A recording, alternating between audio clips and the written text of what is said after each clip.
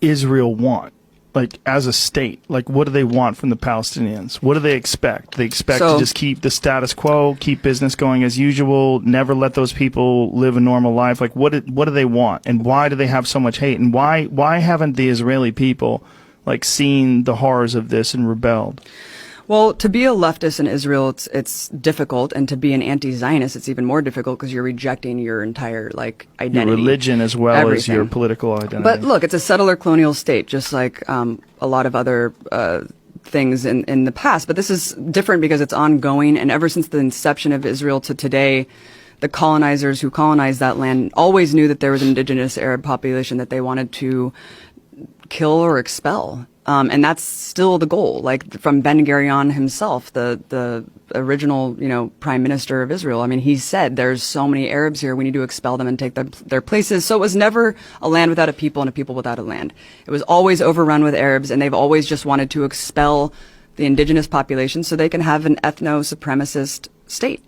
And that's really what it is. And that's so. Can you be? I'm sorry to interrupt you, but can you be a Muslim and live in Israel? Can you be a Muslim and live in Jerusalem? Yeah, but there's so many discriminatory laws that basically it's an apartheid state for non-Jews. Like in what way? Like what are the laws that?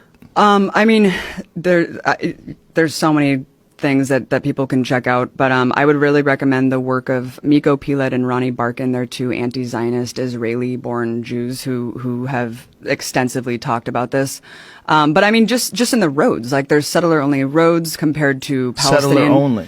Yeah, compared to Palestinian roads, people have different license plates. You have different ID cards. So if you are a person segregated schools, like just all that stuff. So you can't go to a regular school? No, you can, but it's so segregated and hostile, and you're so indoctrinated from an early age to basically hate these people and think of them as the other.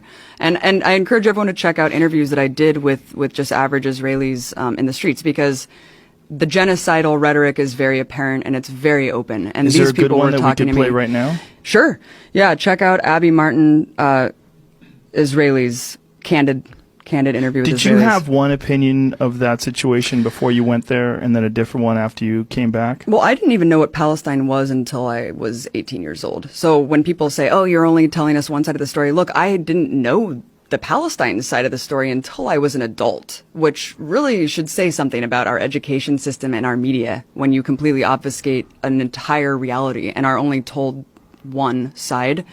But before I went there, I had a conception of what it was, but once you go, you really see how much worse it is. It says Israeli party approves annexation plan. Oh, sorry, I lost it.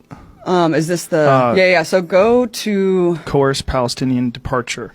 Yeah, go forward like a minute or two. Go forward like 2 minutes, yeah. These people? After this, keep going, keep going. And what are you asking? Okay, this is good too. Okay. So yeah, start playing here.